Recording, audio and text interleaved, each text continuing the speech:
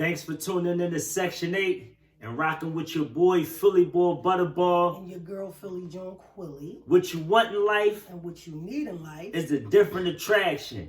Get on the map, market, advertise, and promote your products and services on Section 8 Podcast. Today's segment is about entrepreneurship. Absolutely. So before we get into that, we would like to congratulate the class of 2023. 2023. Congratulations. Being influenced through time of graduation. I want to take some time out to congratulate all of the children as well as teenagers and adults that graduated. Absolutely. More importantly, that's what Section 8 was designed and created for. Sure For a was. long time, we seem to have celebrated, embraced, and rewarded the wrong behaviors and events or activities. Come on, man. Graduations of any type, educational, vocational, academics, from any education institution should be celebrated. Not arriving home from prison. I'm not saying that we shouldn't embrace or welcome someone who's been released from prison, but an accomplishment like a diploma or degree of some type is an investment in our culture in totality. Section 8 is investing in our posterity and generation to come. Wow. That was powerful, Philly Joan Quilly. And to add to that, right? Once again, I was released from prison. So I understand that you're not excluding me, and because I had a small celebration. Right.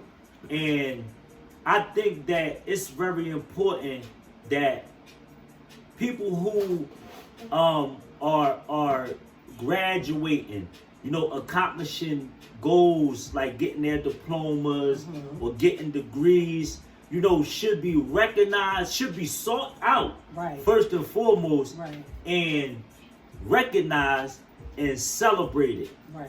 Do you agree with that? I agree. Absolutely.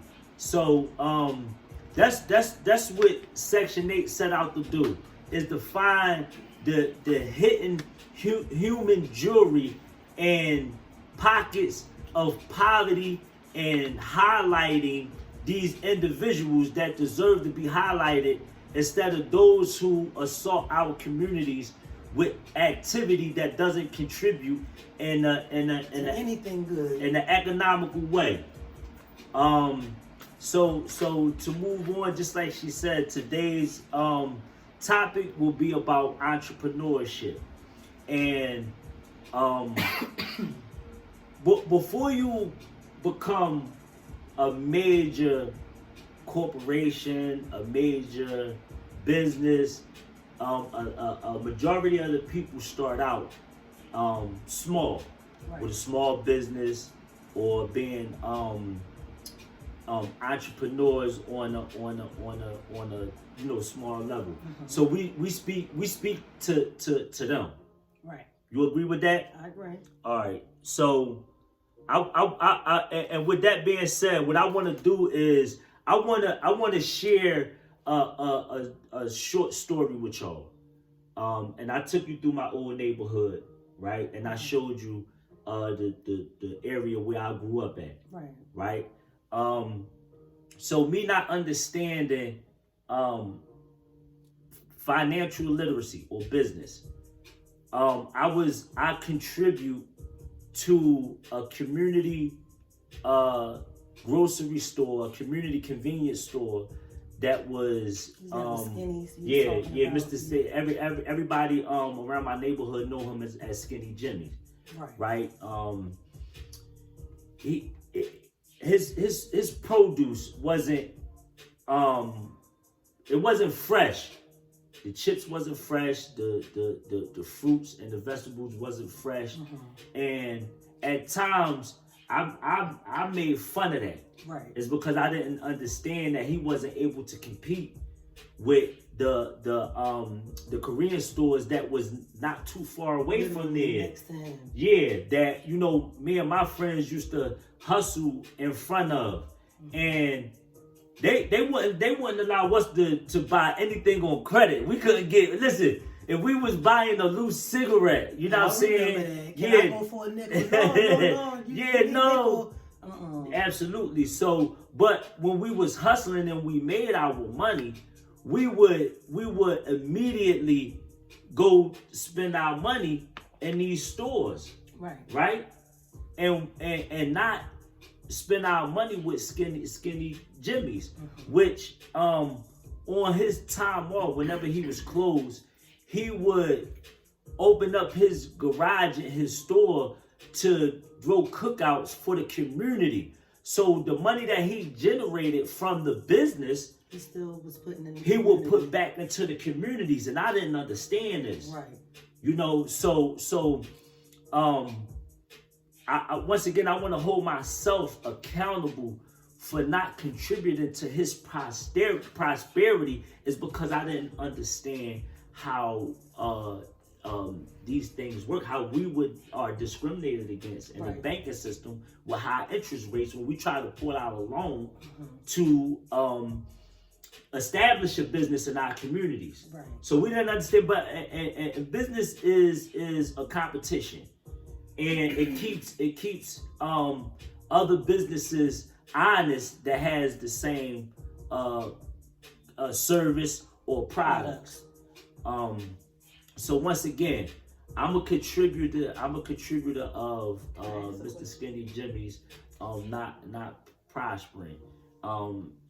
So today, what I do is I try to make sure that I use my energy, I use my time, and I use my finances to give back to the community that I took from.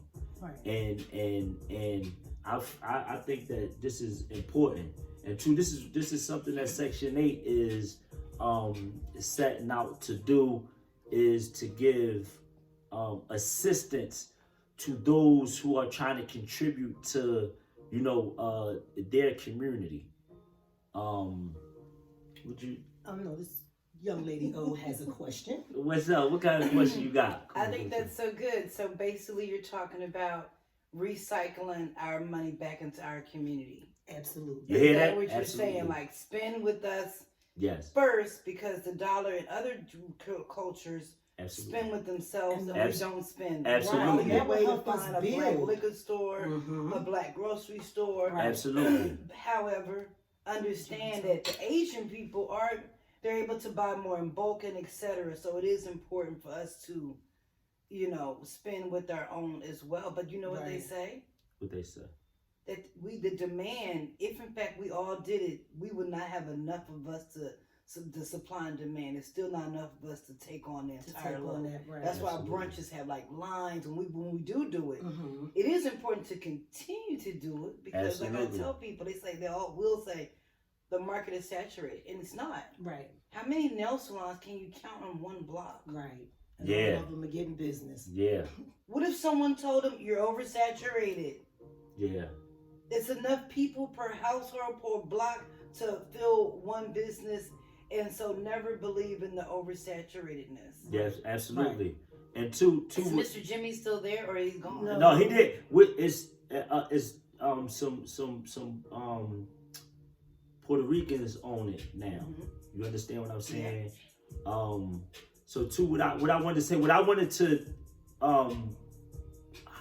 express is that we want to spend our money with other businesses too, other cultures that have businesses too. We're not excluding other businesses. We just saying handle our business with us first. Right. You know what I'm saying? And then we can go out and, because we are all patriots of the same country.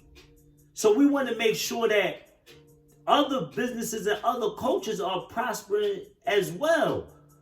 I want to highlight that. It's because this is not about one demographic or one culture of people. We're not speaking about being selfish with our dollar. We're talking about allowing it to circulate and recycle a few times before we allow it to go out and to be useful to others. You know, so that's what we that's shout out to Mr. Jimmy, R.I.P. Rest in peace, Skinny Jimmy.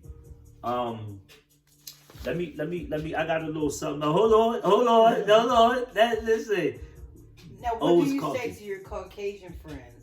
Now, I have Caucasian friends, Asian friends, different cultures, and they always want to support the cause, right? Yeah. Whether they march, whether they watch their language. But I say, if you really believe that we are treated poorly in this country, and we have been treated so poorly, spend your money with us. That's the biggest acknowledgement that you can give us, is to give us, to regain wealth. Right. We are on the bottom. So when I have my white friends, I'm like, I see y'all marching, I see y'all getting y'all Instagram photo, but the reality of it is, if you don't go out your way to go to, I don't care if it's a chicken shack, I don't care if it's a dance studio, I don't care if it's a whatever business, to seek us out, we'll continue to be on the bottom, and you can see it on the news that we're treated poorly. Yeah, absolutely. So don't allow my other races to make excuses for not supporting. Right. The Asian-Black relationship in our community is, do they give back? But we can go to them more. Absolutely. Y'all hear that? Programs and such. Yeah, you know what I'm saying? And allow us to establish businesses in y'all community too, and spend with us. Right. You know what I'm saying? Is because we have helped other businesses to, come into our communities and flourish. You know what I mean? So it's time to start spreading some of that equality. You know, I wanna read something. Listen, opening up our minds to venture out in particular fields of business according to our strengths. There are a lot of opportunities available when you are playing off of your strengths and connecting with individuals who can balance your weaknesses. The reason why this is important, right, is because of the fact that we can reach the same goals, right? And it's also imperative that we attack it from different vantage points. We don't have to all be doing the same thing. We got to venture out and have a variety of ways of attacking the same goals, the same issues. And we need examples on how to do that. This is why when you see Philly John Quilly and I out and about, and we're promoting various entrepreneurs, we're acting as a shoestring to a sneaker, trying to pull it together and show that if we work together, if we work uniformly, right, we can accomplish so much. And we don't have to. All right, listen, business to business. You got something called business to business consumer. This means that Section 8 as a business buys from Global Paraphernalia as a business, and it allows us to continue to do business as a controller of the market. This means that we're controlling the market. We're not only shopping as consumers individually in the market, but we have some control by buying business to business within the market. So that's important. It's because you got different levels of being consumers. Right. So not just as individuals is considered being a consumer. Businesses are consumers as well, and we need to know and understand that. That's very important. Being literate in both words and numbers, and the foundation of financial struggles. People who are struggling financially lacks the understanding of how to allocate percentages of their income that they generate into certain assets that may be useful and or profitable for them. So we are trying to understand how to allocate our dollars. Where do we put our dollars at to most benefit us? You know, as a single unit household and as entrepreneurs, how do we do this? How do we work the dollar? We got to learn how to work the dollar. Yes, for the dollar end up working you. Yeah, or the dollar end up controlling you. Right. And that's what we mean by the hand that's over, the hand that's receiving is in control. We have to change the order of things. You know what I'm saying? In order to change the position that you know a lot of us are in. So respectfully, we raise these topics, we speak to these issues, and we wanna hear you guys' thoughts, suggestions, and opinions. They matter. It matters. We ask for you guys' help because we can't do it alone. And it's very important that we work together. Right. Absolutely. When a person get money in their hands, it will tell a lot about who they really are due to the fact that they have to make monetary decisions that could potentially affect and or change their lives or the lives of others. Especially if that person have any kind of debt. People tend to think that if they make more or have more money, that it'll solve their financial problems. But in fact, it may actually accelerate their problems. Money often make our human flaws obvious because money expose and reveal what we don't know. So we have to be mindful of that. Like if for instance, if I'm an addict of any kind, right? If I don't have money, right? I try to come up with money. I try to generate money so I can feed that habit. When I get more money, if I come into an abundance of money, that's only going to increase the habit. The habit, absolutely. So money doesn't solve the problem. Information does. Intelligence does. Financial literacy does. So we have to understand the order of things in order to be able to, change things or reverse things to move in our favor. Because without understanding how to apply the dollar, how to, allocate the dollar, we're going to continue to be in a confused state. So with that being said, Section 8, we appreciate you guys' time. Y'all go listen to that thing. Oh yeah, Party Girl. And the release is the 23rd of June. We hope that you guys are enjoying the new anthem. It's catching fire. We appreciate all the love, all the support, everybody that's supporting and pull over and want to take pictures with us and just and continue to encourage us. Part of the genuineness. We appreciate it, man. We appreciate it. It's because this is it takes a lot. It takes a lot. You know what I'm saying? Yes. Thanks for tuning in. Section 8.